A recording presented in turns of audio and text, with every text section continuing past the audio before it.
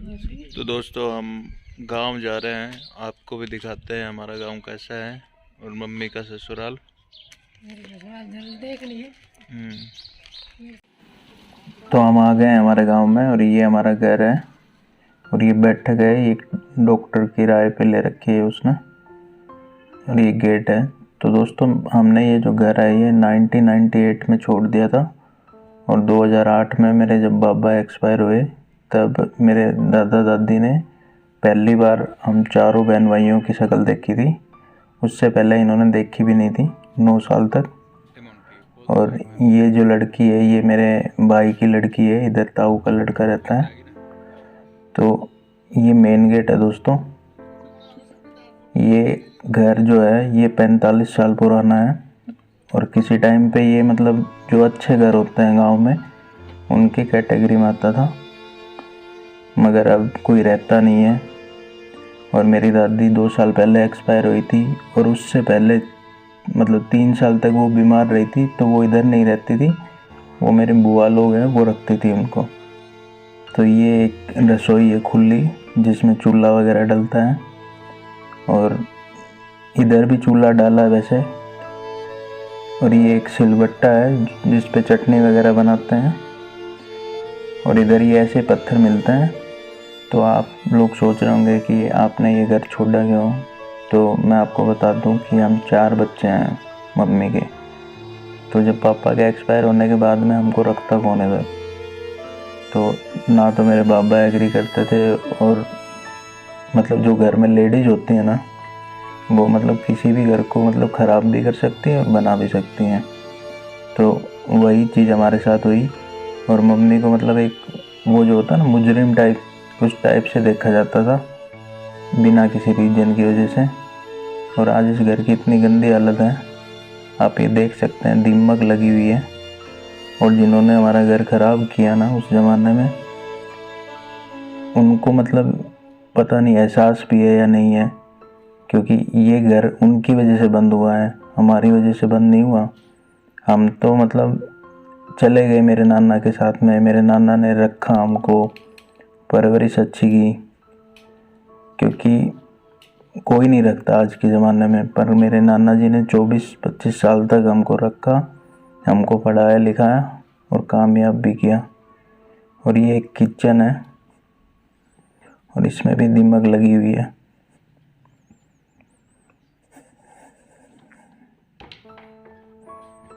ये main gate है और इधर मतलब कभी मतलब रौनक होती थी कि मेरे घर के जितने भी मेंबर थे वो इधर रहते थे। मम्मी होती थी, मेरी जो दादी माँ थी वो भी होती थी। तो अब इसकी हालत एकदम ख़राब हो रखी है। ये जो ऊपर जो ये पट्टियाँ लगा रखी हैं ये जड़ जड़ के पड़ती हैं।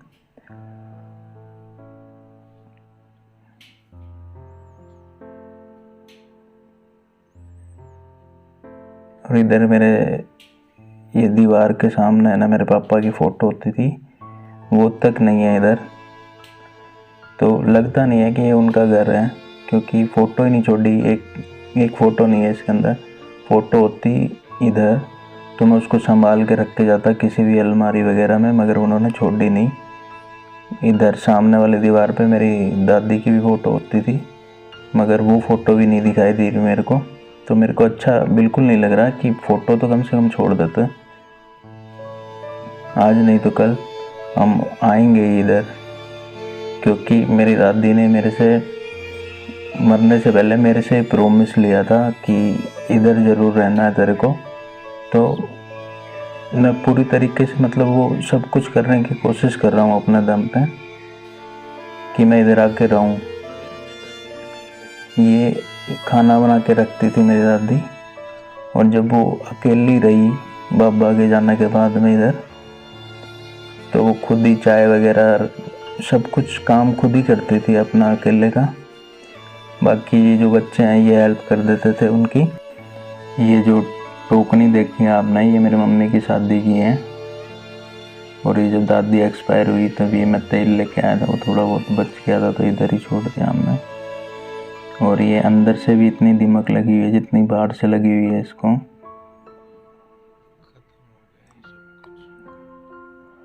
और इस घर में डर भी लगता था क्योंकि इधर शमशान भी बाजू में है।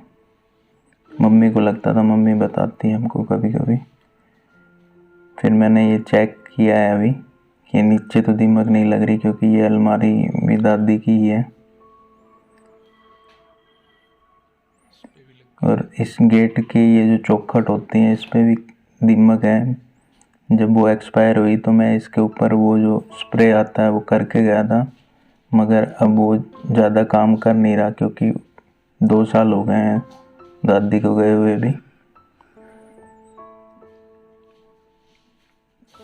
ये जो रूम है इसके अंदर हम 4 हुए हैं, और उससे पहले इधर भैंस भी रखी जाती थी। और ये इन सब में सबसे नया है। और ये जो आप देख रहे हो बॉक्स, ये स्पीकर आते थे पहले, स्पीकर में लगा के गाने सुना जाता था, मेरे पापा सुनते थे।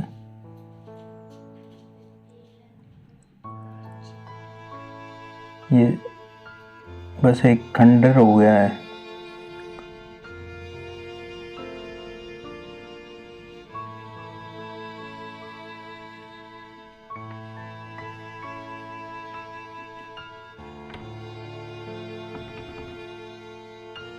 पहले ऐसे ही गेट होते थे काठ के, मगर इनकी एज इतनी होती है जितनी ये जवाब दे रहे हैं। और ये वाला जो रूम है ये मेरी मम्मी का रूम था। और इस रूम के अंदर की हालत और भी ख़राब है दोस्तों। इसमें ये जो ये लकड़ी लगा रखी है हमने, ये थोड़े दिनों पहले लगवा के आया था भाई, क्योंकि ये जो कड़ी है इसकी ये टूट के गिरने वाली है, टूट ही गई है, तो ये लगवा दी है। क्योंकि इस बार की जो बारिश है वो तो इसने झेल ली, नेक्स्ट टाइम की ये झेल नहीं पाएगा। और ये कुछ टूटे फूटे बर्तन बचे हैं इस घर में, और कुछ भी नहीं है इधर। मतलब उनकी यही निशाने हैं हमारे पास। ये उखल है जो उस ज़माने में होता था। ये गैस का स्टोव है। और ये एक दराती है जो बताती है कि हमारे कभी खेत वगैरह हुआ करते थे, मगर वो भी नहीं है अब।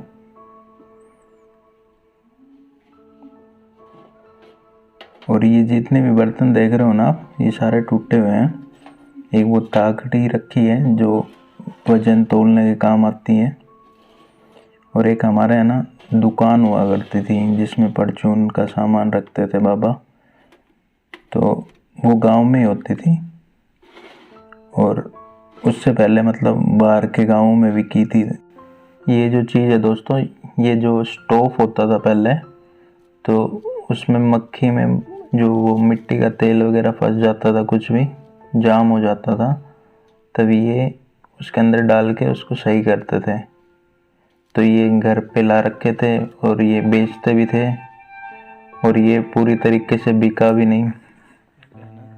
तो ये जो भतीजी है मेरी, ये मेरे से पूछ रही है चाचा इस क्या करते थे, तो मैं इसको बता रहा हूँ कि इससे ये किया जाता था। और ये स्टोव दिखा रहा हूँ इसको कि इसमें आग जलाते थे मिट्टी का तेल वगैरह डाल के, डीजल डाल के। तो यही सब है इधर।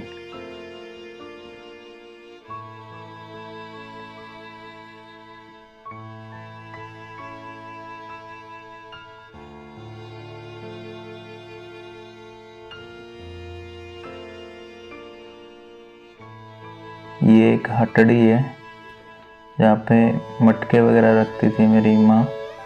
और ये जो अचार डालने वाला बर्तन होता है, तो अचार इसमें डालते थे। और इसके अंदर मतलब मेरे जैसा आदमी घुस भी नहीं सकता, बच्चे घुस सकते हैं इसके अंदर। और ये दूसरी साइड का जो पोर्शन है उसमें उसकी कुछ यादें हैं, उसके कपड़े वगैरह हैं माँ के। और ऊपर जो रखा है वो जो तोलते हैं वजन को, कांटा, वो है। पहले दुकानों में वही कांटे चलते थे, पहले लाइट नहीं आती थी, तभी ये वाला गैस का जो है इसके ऊपर एक वो लगता था, लालटेन बोलते थे शायद उसको, तो उससे आग जलाते थे। और ये काटा है और ये संदूक वगैरह है उनकी।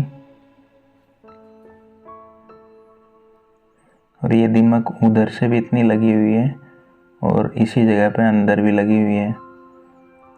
तो ये जो इधर की ये जो है बल्ली है, इसको खा जाएंगे धीरे धीरे।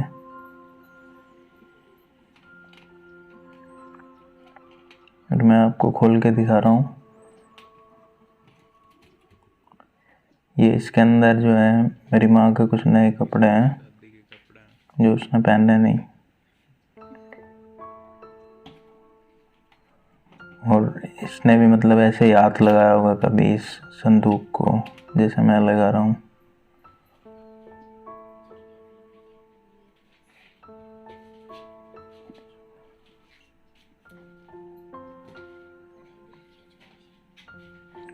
तो आप लोग पूछते रहते थे मेरे से कि मेरा गांव कौन सा है, मेरा गांव कौन सा है। तो मैंने आज आपको मेरा गांव भी दिखा दिया, मेरा घर भी दिखा दिया।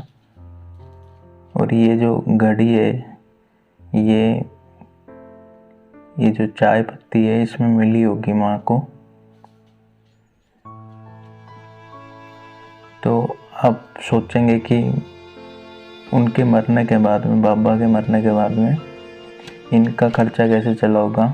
तो ये इधर बाजू में ही आंगनबाड़ी है, तो मेरे एक चाचा हैं, उन्होंने नौकरी लगवा दिया था इनको। तो अभी चलते हैं छत के ऊपर। उस ज़माने में ऐसी सीढ़ियाँ नहीं होती थी दोस्तों। उस ज़माने में ये जो लकड़ी की जो सीढ़ी होती है वो होती थी, मगर ये वाली सीढ़ियाँ हमारे घर में ही थी। और ये बैठक की छत है और ये किचन है दोस्तों।